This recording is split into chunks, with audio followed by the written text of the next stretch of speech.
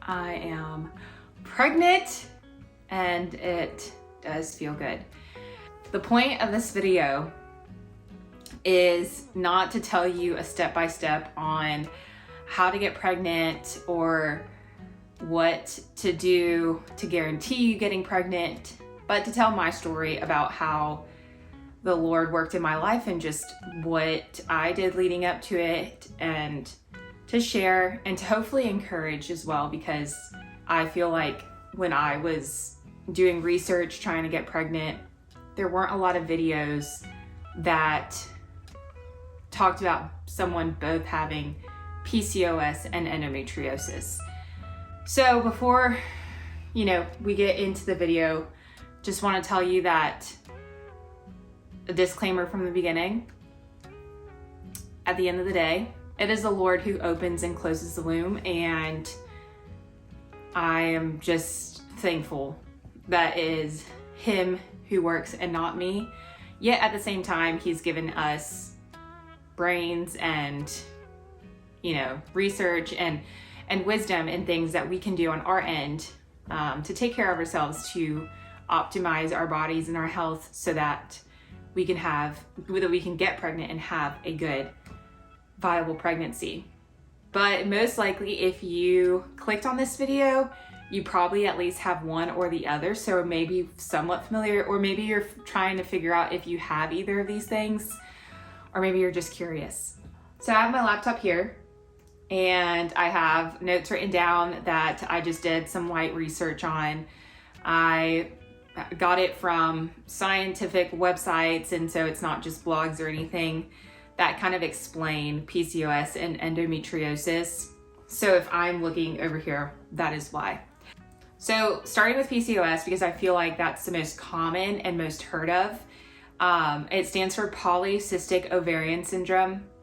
And one of the most very in your face symptoms of this is irregular periods, whether it's having one period every 2 to 3 months or having no periods. Yeah, just irregular periods. Another symptom is excess androgen, which is a higher level of male hormones in your body. And that's also one of the features that you can see if you have this symptom is just excess facial hair or excess unwanted hair in different parts of your body. That is a sign that your androgen levels are higher than what they should be. And then of course it's in the name, but you have cyst-like sacs on your ovaries. So that the name is kind of, deceiving, because it doesn't mean you necessarily have cysts. They just look like cysts on your ovaries. So that's PCOS, and that can make it harder to conceive because you don't always know when you're ovulating. And sometimes you may be ovulating, sometimes you may not be ovulating. And so it's just hard to track, even if you have an ovulation tracker. It's not, if you have PCOS, and if it's positive, it doesn't always mean that. That's something I learned when I was trying to conceive. And then sometimes it does, or sometimes it doesn't read it. It's hard if you're trying to track. So that's PCOS. The next thing that I am a little bit more unfamiliar with, or I'm not as familiar with, is endometriosis. This one is a little bit less common, but it's also harder to diagnose, to tell someone that they 100% have it. You don't know for sure if you have it unless you have an invasive surgery to see if you have it, not even to treat it. I do know 100% I have it. I didn't have the surgery to figure out that I have endometriosis, but I'll go into that in a minute when I'm explaining my story. But basically, endometriosis, I'm going to read this from my notes. It happens when tissue similar to the lining of the uterus or the womb grows outside of the uterus. So some symptoms may be pain, bleeding, spotting, infertility, stomach problems. You can't know you have it, and like I said, unless you have surgery. And the pain, it's happening usually in here, and it can be super painful periods, or super painful sex. So it's just a lot of pain. So I wasn't sure of how endometriosis affected fertility, but even like according to the brief research I did, there's not even a conclusive reason as to, as to why endometriosis can cause infertility, but here are some guesses. It says, I'm just gonna put this so at least you can see my face. Patches of endometriosis can block off or change the shape of the pelvis and reproductive organs, which can make it harder for the sperm to find the egg. The immune system, which normally helps defend the body against disease, attacks the embryo.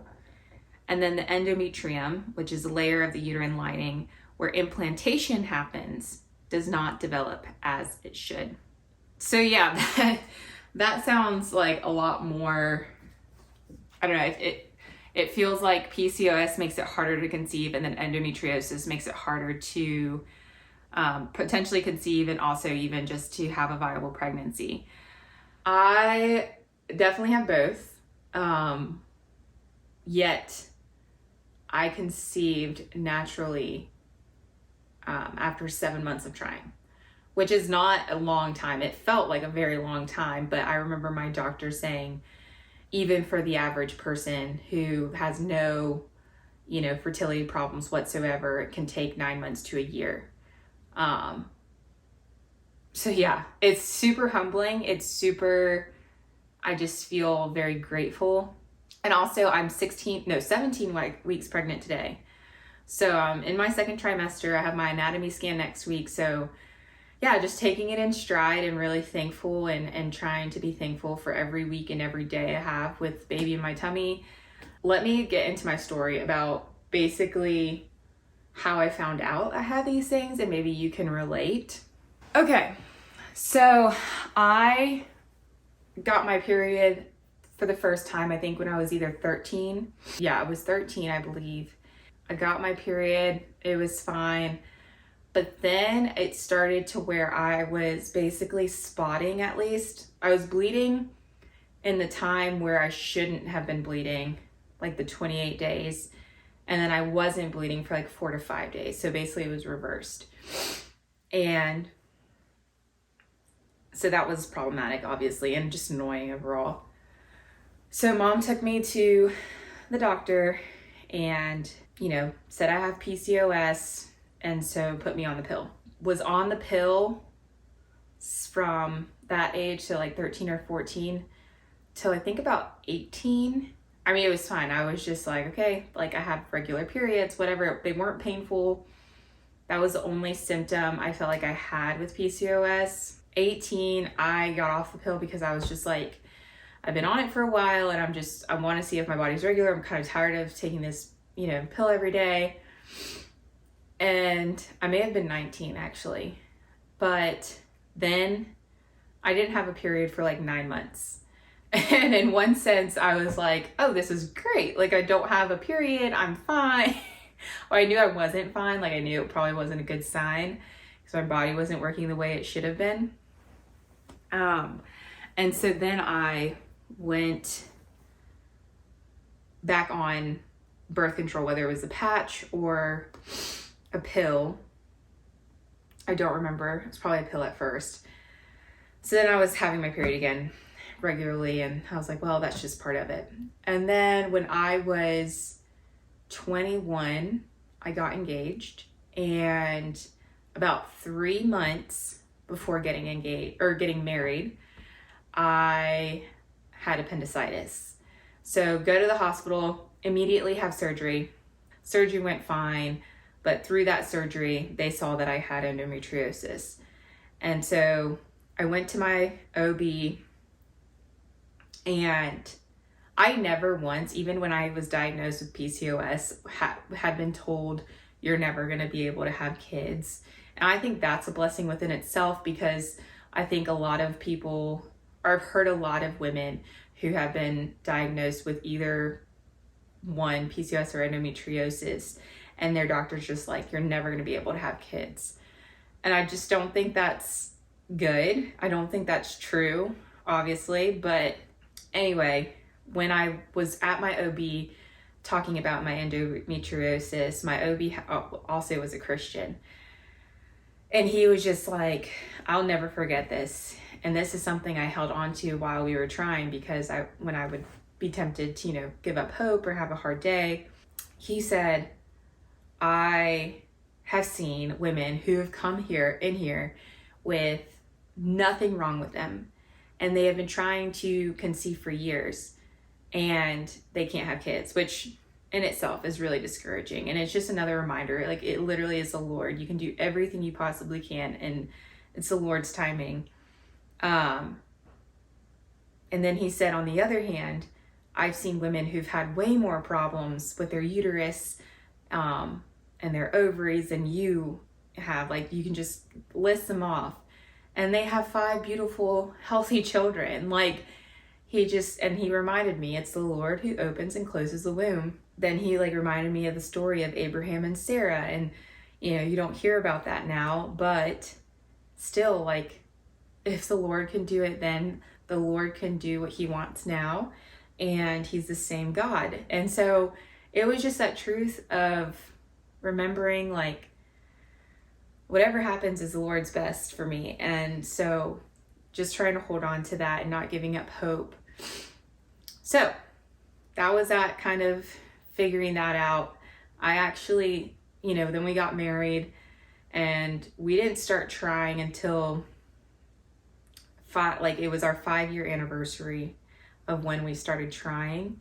And so we'd been married for 5 years, but before that, I was able to figure out why sex was painful and, work through that. And my husband was just super understanding, and it was just really encouraging to have answers. And then December of 2022 comes around, and we start trying. I'll tell you a couple of things that I did, but like I said, these are not the things that will guarantee pregnancy, but I do think it was very helpful. I wrote them down in case I forgot. Before I started trying, I did research into PCOS and what kind I had, because I knew that I didn't even know there were different kinds, and I can't even tell you what different kinds there are, but I did know that my PCOS was heightened. And I was at my least healthiest when I was under a lot of stress. Now, whether that was good stress or bad stress, it didn't matter. April, May happened, and super stressed out then, because I have finals, papers, took on an extra babysitting job, and I got sick 2 times, and I didn't have my period for almost 2 months. And then summer happened, school's done for the semester, I stopped babysitting and I'm not sick, and my period starts regulating. So along with other things I did, it was just a testament to okay, it's definitely the stress that doesn't help. So I would say that the first thing is to definitely find out what kind of PCOS. And sometimes that's trial and error. Sometimes, no matter how relaxed you are, it weighs more heavily on the food you eat or whatever. And so I don't know. Like I said, you can tell I'm not sure about the different kinds of PCOS, but I know the things that my body responds to, and it's that, and then also high insulin levels. And so just the amount of sugar I take in. And I also didn't want to be super strict on myself and not enjoy the sweet treat every once in a while, or enjoy, eating out with somebody if that's meant eating pizza or whatever. So as much as I could help it, I would try and eat whole grains like brown rice and I started making sourdough bread and high protein meals, and just not white starches, white carbs, not a ton of sweets on my own, but would, delight in sweets if that was if it was a special occasion. Also try to increase my greens intake. So have spinach, a handful of spinach in a smoothie or something once a day, have broccoli. And also just the more I did that, the better I felt. I mean, it's true what they say. And so the better I felt, the better, the more I wanted to do other stuff like exercise. Speaking of exercise, that was another thing. Because high levels of stress really impacted my PCOS, I had to change my workouts, which I was totally fine with, because I was like doing research and it was saying how like workouts best for people with PCOS were bar or Pilates or yoga or walks, and not like running half marathon, that I'm exaggerating, but like running half marathons, doing HIIT workouts, sprints, like the workouts that I dreaded, or, you know, just running in general. And so that, it was nice for me. It was easy for me because I didn't want to do those hard workouts, but I know there's people who like love to run, and but that's just like not best for their body. And also it's just crazy when you're just paying attention to your body and how it responds. Not that I was working out for the main purpose of like looking best or looking my best, but it was definitely like a benefit. I'm not gonna lie, I was like, oh, this is cool. But like just the month prior to when we actually conceived, I was the most consistent with walking and doing bar and doing yoga and eating decently. I could see the most impact on my body. Like I looked toned, and it was just crazy because I wasn't working out as crazy hard as I used to. And when I did work out crazy hard, I like gained a ton of weight. So it's just interesting how the body responds differently for everybody to different workouts, different foods. But it's definitely important to, I would say, do low stress and low impact workouts. Also, another thing, I'm almost done, by the way, don't worry. Another thing is I drank lots of water. My OB was wanting to put me on ovulation induction medication, and I'm so thankful I didn't agree to that, because I knew at that point that the things I was doing was helping me ovulate. And from a friend who also has PCOS, she was like, I just really drink a lot of water. And I drink a lot of water. Like I drink more than I like probably thought I should have. And it was annoying, but it helped. And you know, my skin was better and everything too. 2 more things. I paid attention to my supplements and the supplements I needed. So I did vitamin D, vitamin B12, and iron. I knew iron was a big one for me because I remember when I was younger, I was like borderline anemic. So I knew I always kind of had like a lower level of iron, and vitamin D and vitamin B12. I think I just found out I needed that just like with research, and I just heard that it was super helpful. So pay attention to the supplements you need. I mean, these are just like, I bought them at Walmart, so it's not super expensive or anything. Last but not least, this is the thing that I feel like this is not me recommending it to you. Let me just say that. But do your research. I looked into, through all my research, I looked into progesterone oil, not progestin, which is like the synthetic form, but progesterone. And some OBs will either say there's not a lot of research on it, or that it is the alternative that people will take, like progestin pills for birth control. I think it is about balancing out what your body needs. And most women with PCOS have low levels of progesterone, which don't even allow them to conceive. 2 months prior to conceiving, I did a progesterone oil, and I'll link the one that I used.